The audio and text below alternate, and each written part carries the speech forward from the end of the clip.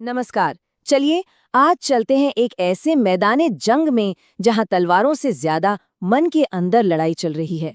हम बात कर रहे हैं भगवत गीता के नाटकीय शुरुआत की, जो दुनिया के सबसे गहरे आध्यात्मिक ग्रंथों में से एक मानी जाती है। तो ये सब शुरू होता है एक युद्ध के मैदान पर, एक सवाल से। ये सवाल पूछते हैं अंधे राजा धृतराष्ट्र, जिनका मन उस वक्त डर, शक और मोह से बिल्कुल भरा हुआ है। और ये जो सवाल है ना, ये सिर्फ जानकारी पाने के लिए नहीं है। नहीं, ये तो एक बेचैन दिल का आईना है। एक ऐसा दिल जो कहीं ना कहीं जानता है कि धर्म के मैदान पर अन्याय ज्यादा देर टिक नहीं सकता। तो राजा का ये सवाल ये तो बस स्टेज सेट करता है। असली मनोवैज्ञानिक ड्रामा का जो पहला एक्ट है ना, वो शुरू होता है उनके बेटे दुर्योधन के साथ। अब देखिए, दुर्योधन ऊपर से तो बड़ा कॉन्फिडेंट दिखने की कोशिश कर रहा है, लेकिन जैसे ही उसकी नजर पांडवों की एकदम सजी धजी ऑर्गेनाइज्ड सेना पर पड़ती है, बस उसका सारा मुखौटा उतर जाता है और अंदर का जो डर है ना, वो साफ साफ झलकने लगता है। तो अब दुर्योधन क्या करता है? वो अपनी चिंता छिपाने के लिए दुश्मन की ताकतें गिनाने लगता है। लेकिन मजे की बात यह है कि उसके अपने ही शब्द उसकी पोल खोल देते हैं, उसकी बेचैनी को सामने ले आते हैं। ये जो लिस्ट वो गिना रहा है ना, ये असल में सिर्फ योद्धाओं की लिस्ट नहीं है, ये तो दुर्योधन के डरों की लिस्ट है। एक तरह से वो मन ही मन में एक चेकलिस्ट बना रहा है कि अरे बाप रे, सामने कितनी बड़ी चुनौती खड़ी है। वो एक के बाद एक महारथियों के नाम लेता है, और महारथी मतलब ऐसे जबरदस्त योद्धा जो अकेले ही हजारों से लड़ सकते हैं। तो असल में वो मन ही मन ये मान चुका है कि पांडवों की तरफ साहस भी है, बेहतरीन रणनीति भी है और ऊंचे किरदार वाले योद्धा भी हैं। और यहाँ एक बहुत ही दिलचस्प बात सामने आती है। देखिए कि वो दोनों सेनाओं की तुलना कैसे करता है। वो पांडवों की सेना को मजबूत कहता है, लेकिन अपनी सेना, जो कि कहीं ज्यादा बड़ी है, उसे वो अपर्याप्तम कहता है, मतलब नाकाफी। इससे साफ पता चलता है कि उसका कॉन्फिडेंस कितना ज्यादा हिला हुआ है। और ये सारी घबराहट, ये सारी हताशा बस एक ही बात पर आकर टिक जाती है। वो कहता है कि किसी भी कीमत पर पितामह भीष्म की रक्षा करो। क्यों? क्योंकि दुर्योधन को ये अच्छी तरह पता है कि उसकी पूरी सेना का जो मोराल है ना, वो सिर्फ और सिर्फ एक इंसान पर टिका है, भीष्म।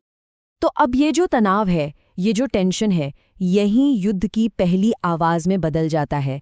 यहीं से शुरू होता है असली बाहरी संघर्ष। दुर्योधन की हालत देखकर उसका मोराल बढ़ाने के लिए पराक्रमी भीष्म एक शेर की तरह दहाड़ते हैं और अपना शंख बजाते हैं, और इसी के साथ युद्ध शुरू होने का ऐलान हो जाता है।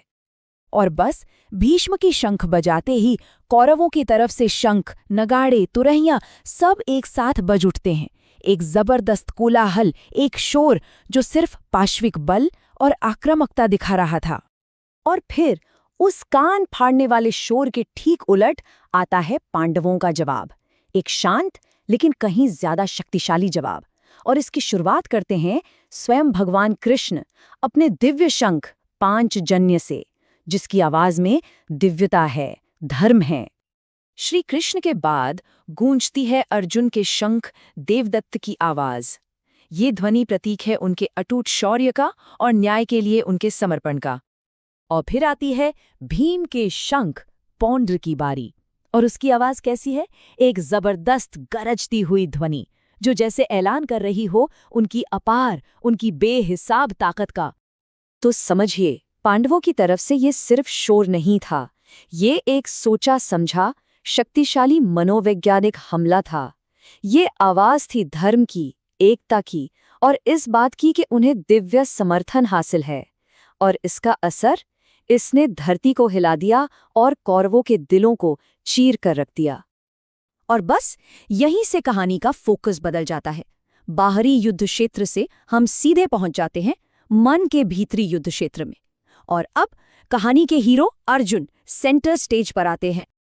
अब इस सबसे जरूरी मोड़ पर दुनिया का सबसे बड़ा धनुर्धर अर्जुन पूरे आत्मविश्वास के साथ एक रिक्वेस्ट करता है। वो कहता है, हे अच्युत, मेरे रथ को दोनों सेनाओं के बीच ले चलिए। वो अपनी आंखों से देखना चाहता है कि आखिर उसे लड़ना किससे है। लेकिन जो वो देखता है वो उसके हौसले को चकनाचूर कर देता है।